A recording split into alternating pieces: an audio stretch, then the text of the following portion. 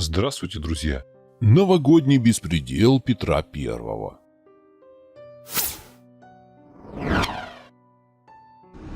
И снова Хаукола. Каждый день я узнаю что-то новое и стремлюсь делиться этим с вами. Ссылка на статью в описании. Остается совсем немного времени до праздника.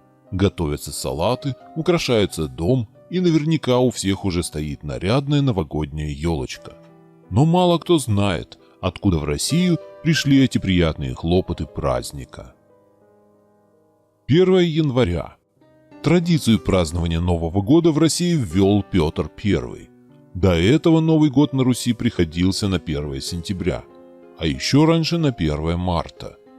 Однако царь, желая идти в ногу с Западом, запретил праздновать Новый год осенью, специальным указом перенеся праздник на 1 января.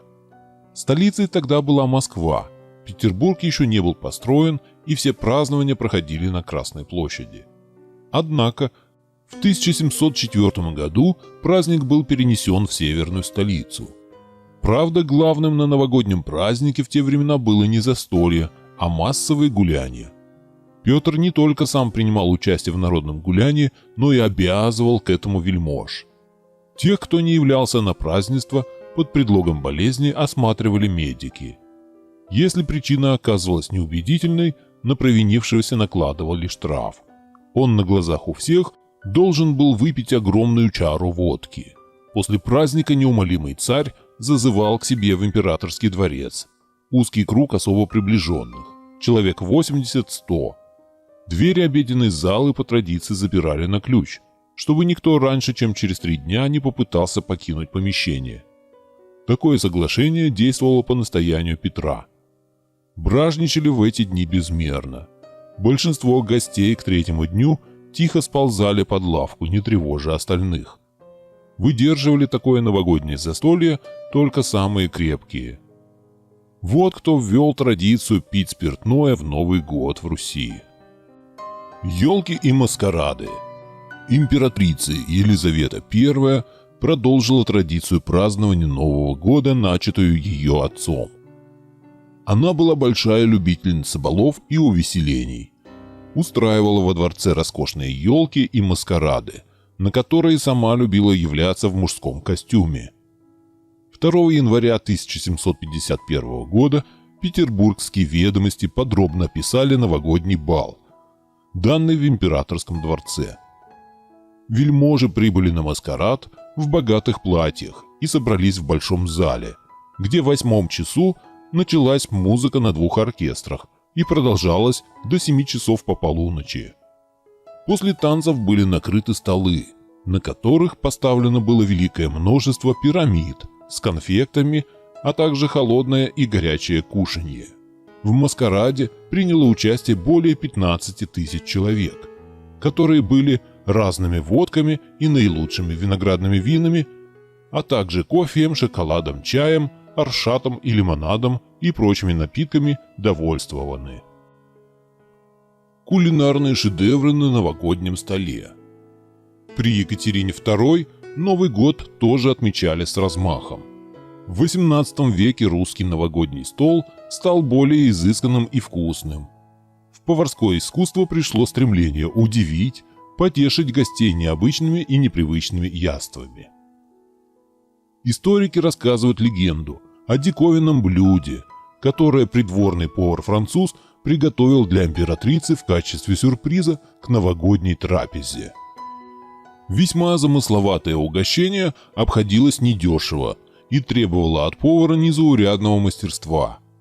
Рецепт кушания был таков: в мясистые оливки вкладывались вместо косточек кусочки анчоусов.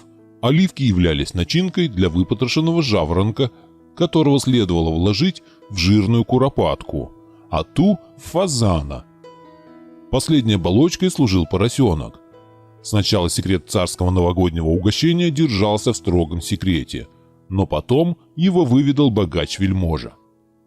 Такое жаркое получило название «императрица» и пользовалось большим успехом у петербургской знати. Шампанское. В начале XIX века в России стало популярно шампанское. Напиток, без которого сегодня не обходится ни одно новогоднее застолье. Правда, сначала россияне восприняли игристые вина с подозрением. Их называли напитком дьявола из-за вылетающей пробки и пенной струи из бутылки. По легенде, широкую популярность шампанское завоевало после победы над Наполеоном. В 1813 году, войдя в Реймс, русские войска на правах победителей опустошили винные погреба знаменитого дома мадам Клико. Однако госпожа Клико даже не пыталась остановить грабеж, мудро решив, что убытки покроет Россия. Проницательная мадам как в воду глядела. Слава о качестве ее продукции разнеслась по всей России. Уже через 3 года предприимчивая вдова получала из Российской империи больше заказов, чем у себя на родине.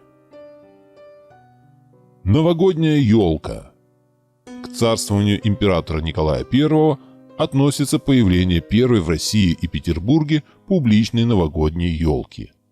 До этого, как уже было сказано, россияне украшали дом лишь хвойными ветками.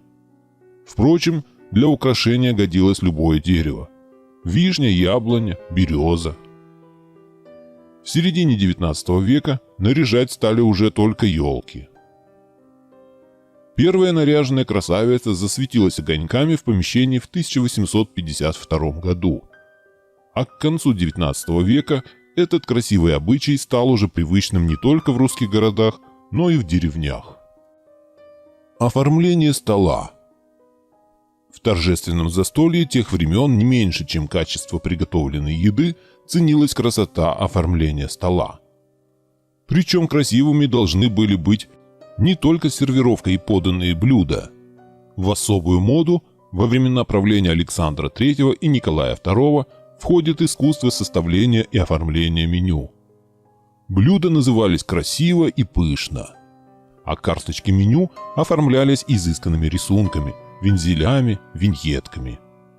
Меню превратилось в шедевр прикладного искусства. Зачастую карточки меню оставались в семейном архиве, как воспоминания о празднике, на котором едали. Новогодние развлечения. В начале 20 века по традиции Новый год и Рождество россияне встречали дома, в кругу семьи.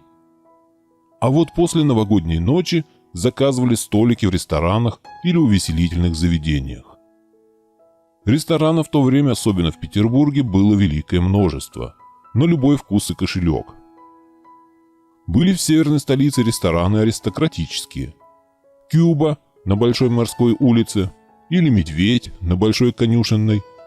Более демократичный Данон собирал за своими столиками писателей, художников, ученых, выпускников училища правоведения. Традиционным напитком здесь была жжёнка. Достопримечательностью этого ресторана был альбом обедающих, в который заносились протоколы собраний, экспромты, шутки, карикатуры.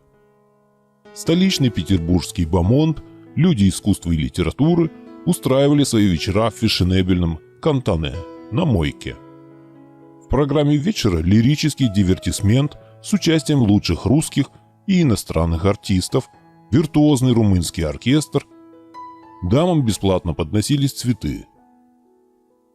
Литературная молодежь обычным ресторанам предпочитала артистические кабаре.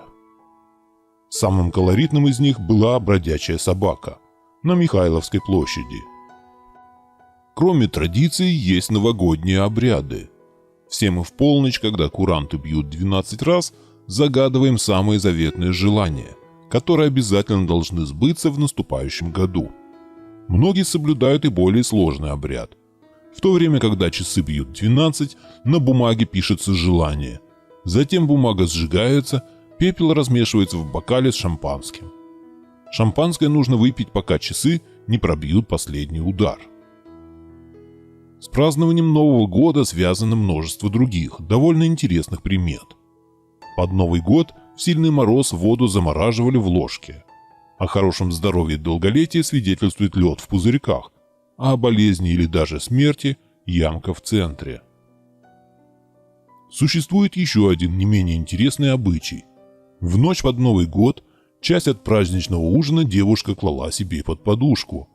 Перед сном она приглашала своего суженого прийти и отведать припасенное блюдо. Возлюбленный должен был явиться к ней во сне. В народе с давних пор бытуют новогодние приметы. Думаю, вам не помешает узнать некоторые из них. В канун Нового года нельзя давать деньги взаймы. В противном случае весь следующий год вы будете в них крайне нуждаться. Если хотите, чтобы в новом году вас повсюду сопровождала удача, наденьте что-нибудь новое. Чтобы в доме был достаток, новогодний стол должен ломиться от еды и напитков. Если 1 января первым гостем в доме будет мужчина, год будет счастливым, а если женщина – наоборот. Запомните, как встретите Новый год, так его и проживете. Постарайтесь не ругаться, не ссориться, не плакать и не ложиться рано спать в канун Нового года. Чтобы не навлечь беду на себя и кого-нибудь из членов семьи, не стирайте в канун Нового года. Если перед Новым годом выбросить мусор из дома, в наступающем году жди неприятностей. Забудь о благополучии. Все эти традиции сейчас выдаются за русские, но на самом деле они пришли к нам с Запада. Следовать этим традициям или нет – личное дело каждого. Но знать об их происхождении все же необходимо. В любом случае, я желаю вам встретить Новый год в любви и доброте. Спасибо за просмотр, дорогие мои. С вами был Домовой. Не забудьте оставить лайк под видео. А еще буду рад, если подпишетесь на мой канал и включите колокольчик для уведомления о новых видео. Всем пока, ребятки.